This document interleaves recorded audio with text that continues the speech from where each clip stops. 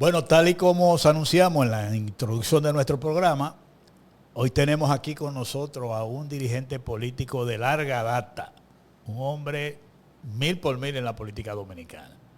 El doctor Marino Mendoza, jefe de prensa del doctor José Francisco Peña Gómez, en los tiempos bastante difíciles, diputado, también fue juez del Tribunal Superior Electoral y muchas cosas más, pero un político versado, con conocimiento de todo lo que habla. Marino, para nosotros es un placer tenerte aquí para compartir este tema que está tan caliente, que es el tema de la política, el tema de SENASA, la situación del país.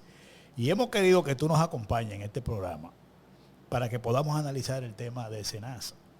Que tú puedas decirnos en una breves palabras cómo tú recibiste esta situación y dándote la bienvenida aquí al programa. Sí. Este espacio es tuyo, Marino, te da la confianza para hablar aquí. No, está bien, gracias. Me complace mucho estar departiendo este espacio contigo. Una persona a la que yo tengo admiración por su trayectoria de vida pública y también la línea de respeto que uno se gana, que tú te la has ganado. Igual nosotros contigo, Marino. Y en eso yo creo que tenemos un punto de coincidencia al momento de arrancar este programa. Yo pienso que en la historia de la República Dominicana, lo que pasó con SENASA jamás se había visto en la historia política del país. Yo mismo me sorprendo, aunque hay que decir, y yo lo digo responsablemente, eso no es un secreto para Luis Abinader. Hacía semanas que él estaba hablando, refiriéndose al tema, y estaba justificándose que no, que lo que había que buscar era elevar la calidad del servicio, uso de la palabra él, y que no había tal situación como la oposición decía, sino había que inyectarle más dinero a SENASA. Bueno, pues no se le podía inyectar más. O sea, en principio él negó el problema. Él lo negó en principio. En principio. Entonces después tuvo que aceptarlo, y no solamente aceptarlo. La bomba le explotó en la mano. Entonces, realmente lo que pasó en SENASA es prohijada por la incapacidad de este gobierno, prohijada por lo que es la irresponsabilidad de un presidente que yo siempre lo he dicho, y lo dije antes de que él llegara al poder. Luis Abinader no tenía condiciones para ingresar a la conducción del país en un momento como este. Pero entró porque la coyuntura política a veces permiten estas cosas. Pero es alarmante lo que pasó en la República Dominicana con esto de SENASA. Y no hablemos de la cantidad de millones, los 15.000 millones, no. El hecho, sí. El hecho como tal, que tiene una marca. Yo digo que en SENASA se hizo un triple play. Se llevó al PRM, porque el PRM que no sueñe. Aquí esta marca le va a llegar a él para el resto de la existencia. Y es un partido que yo no sé, más que partido es una asociación de personas vinculadas a un criterio de interés político personal todos. Si tú lo analizas uno a uno, tú te encuentras con esa verdad. Entonces, se asociaron a partir del 15. Tú dices de triple efecto, más o menos, un triple play. Triple play. Se llevó al PRM. La imagen del gobierno que él estaba haciendo campaña, él mismo haciendo la campaña, la promoción propagandística de las ejecutorias del gobierno, se la llevó. Sí. Y se llevó lo que era un sentimiento ético en la conducta social de este país. Entonces nos encontramos con esa situación. Pero yo digo que se hizo un triple play la SENASA. Sí. Y no hay forma de que el PRM se recomponga, que pueden venir a buscar los mismos dineros que se robaron en SENASA y meterlo en la campaña. Pero que también aquí yo digo que la política tiene que dársele un giro. Porque es que este presidente hace tiempo que viene haciendo cosas como de manera irresponsable, porque un país no se maneja con tanta irresponsabilidad. Y yo siempre dije, bueno, él llegó por una coyuntura, pero lo cierto es que él no estaba ni él ni su partido, porque eso no es partido. Eso no es partido, eso hay que decirlo.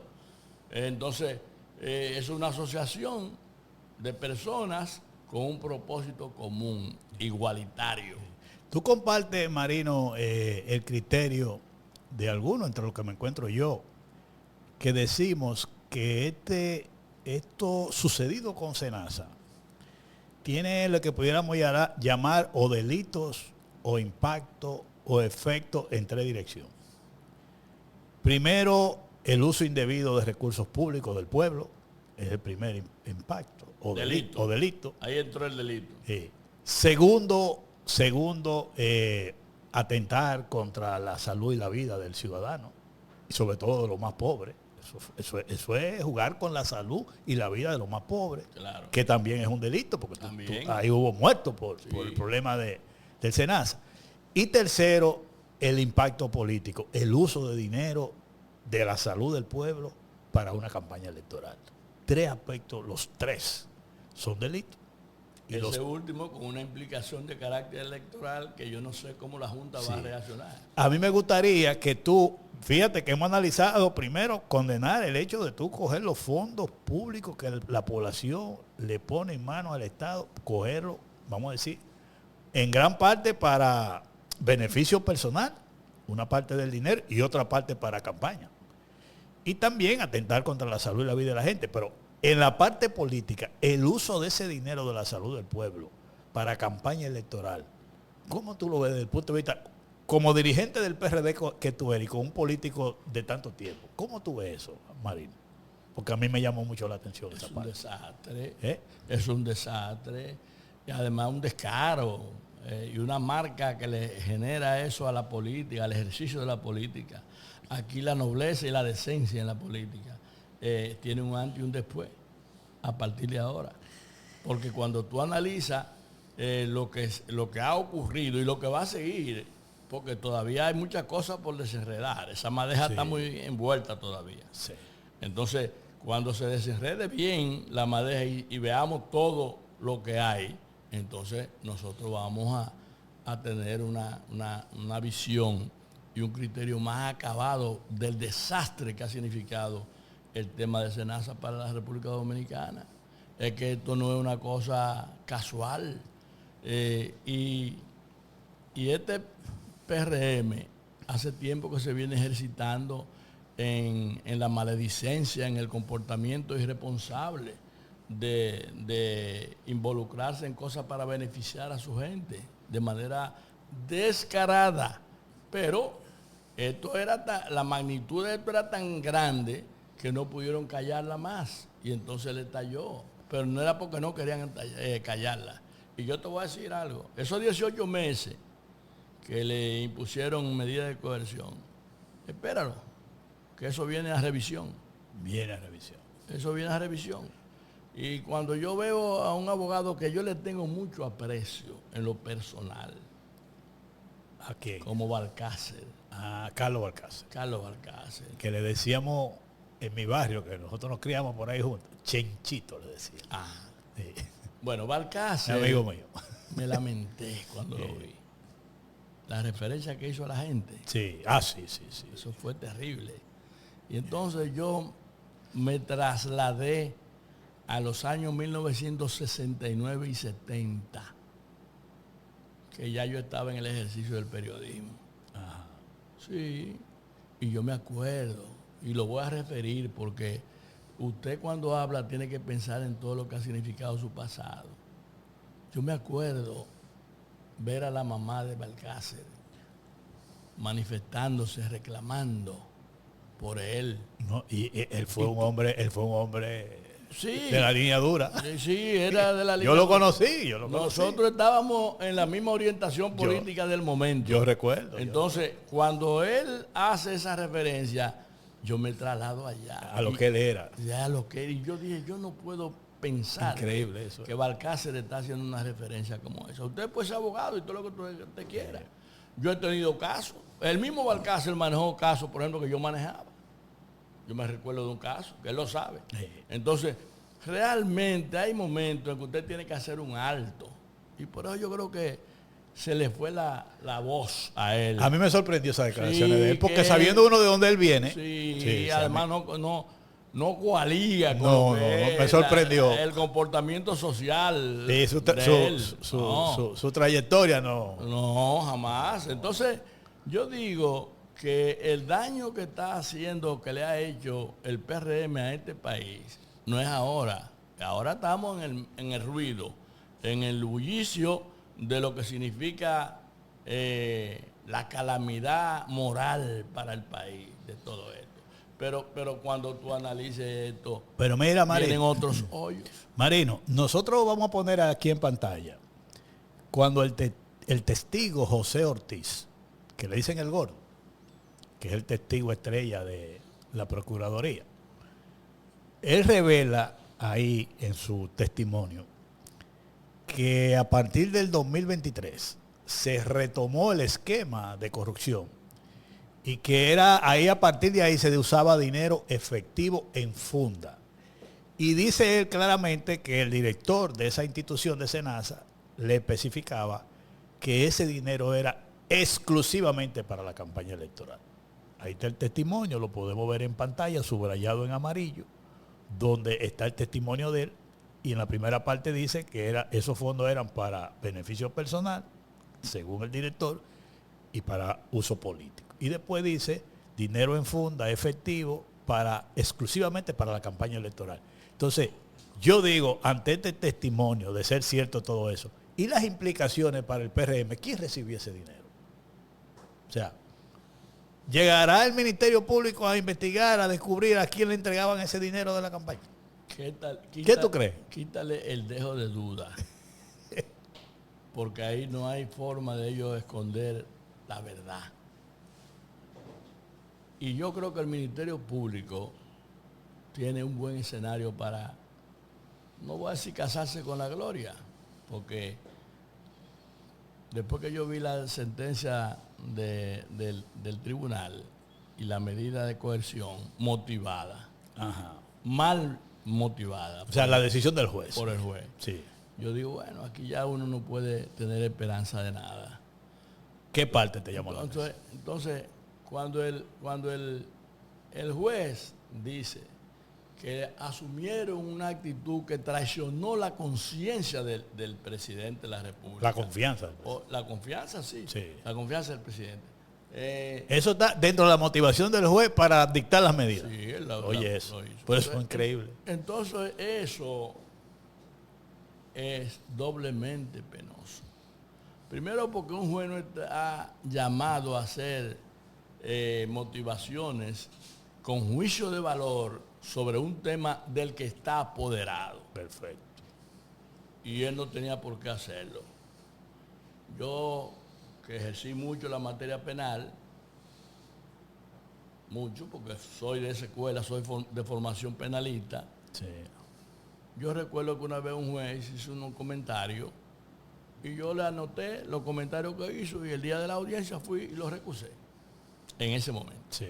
Porque es que un juez no está para hacer comentarios, sobre todo sobre un caso que está apoderado, eso está vedado.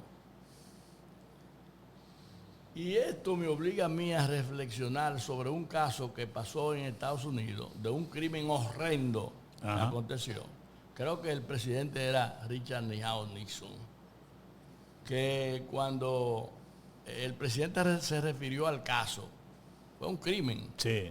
Y cuando el presidente se refirió al caso, lo calificó y dijo que era un hecho que había estremecido la conciencia de la sociedad norteamericana. Cuando lo llevaron al juez, el juez mandó al hombre para su casa y dijo, este expediente está afectado de una intervención del Poder Ejecutivo porque el presidente no debió referirse en la forma en que lo hizo a este caso. Eso es asunto de la administración de justicia. Imagínate tú. Pero aquí no tenemos eso. No. Aquí tenemos... Y eso que tú dices de la motivación del juez, que dice como que estos funcionarios traicionaron la confianza del presidente. no tiene que ver mucho con la narrativa que tienen voceros del gobierno que dicen que el presidente es el primero que somete funcionarios, como que no tiene que ver con eso. Pues es el único discurso que ellos tienen para El escaparse. Es lo único que ellos tienen. Eso ¿Y cómo tú le responderías a esa narrativa, Mario? a esa narrativa. Pero en estos 5 años que nosotros tenemos, 5 años de gobierno PRMista. 5 años y algo. Y algo. Sí, y algo. Dime a ver cuál ha sido la ejecutoria que ha tenido este gobierno, el presidente Luis Abinader. Y yo, penosamente, yo hago referencia a eso porque uno tiene que hacerlo. Realmente este es un hombre que llegó al poder por una coyuntura que no tenía definición de nada. De nada. Entonces, este caso que le ha explotado, me va a decir el presidente que él no tenía conocimiento de nada de eso. Yo fui secretario de Estado de la Presidencia en el 84, en el 86. Conocimiento tenía que tener, mira. Tenía que tener. Mira, Marino, los informes diarios. Claro, no, yo voy a mostrar en pantalla ahí para que tú veas otro texto que está en el expediente que depositó la Procuraduría, donde señala una certificación de la CISARRIL que en el año 2021, 2022 y 2023 había auditado al SENASA y le advertían sobre los contratos irregulares que estaban llevando al SENASA a tener un déficit. Estamos hablando del 21, del 22 y del 23. Así. Es decir, esa certificación que la Procuraduría tiene en su expediente revela que, como tú dices, no es posible que el presidente de la República no tuviera información si en el 21, en el 22 y el 23 ya se advertía del déficit de SENASA, del uso del dinero. El presidente tenía que no se haga ahora el desconocedor de una realidad que le daba en la cara a él, y estaban sus funcionarios y no estaba este señor Jacín directamente despachando con él permanentemente. Bueno, tenía un movimiento externo muy conocido, muy que puso mucha valla en el país. Ajá. Entonces tú Hola, tenía que llamar. Hola, sin H. Sí, pero tú te encuentras con eso, pero de una forma irresponsable también, y hay que decirlo del presidente. Asúmalo y diga, sí, yo confieso que es pecado y que cometí el pecado de creer en un amigo, y diga lo que usted quiera después. Y confía, porque ahora todo el mundo comete un crimen y se arrepiente y dice, va y piden perdón. Bueno, pues pida perdón también, si usted quiere meterse en la ruta de los perdonar, que le gusta perdonar. Implore su perdón. Sí.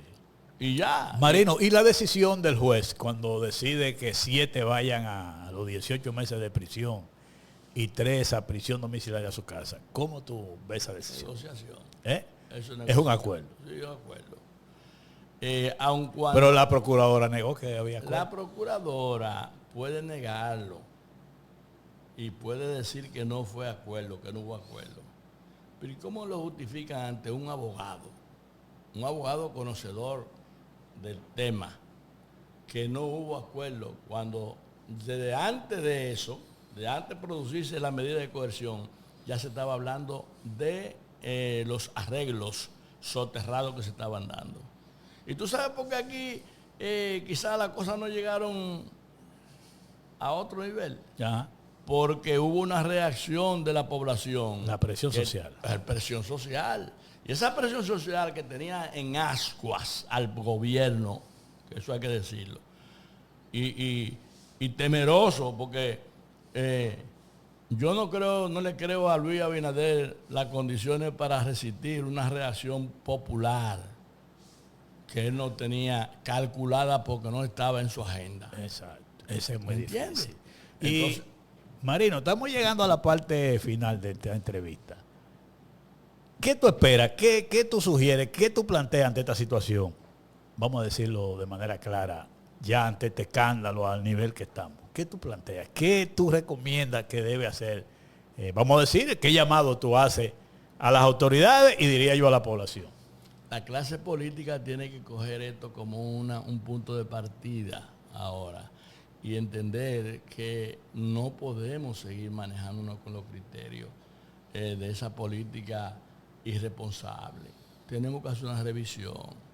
Y los partidos todos tienen que coaligar en un criterio que permita que un relanzamiento del comportamiento de los partidos, de las organizaciones políticas. Correcto. Aquí nadie puede salir a la calle a hablar de política ahora mismo.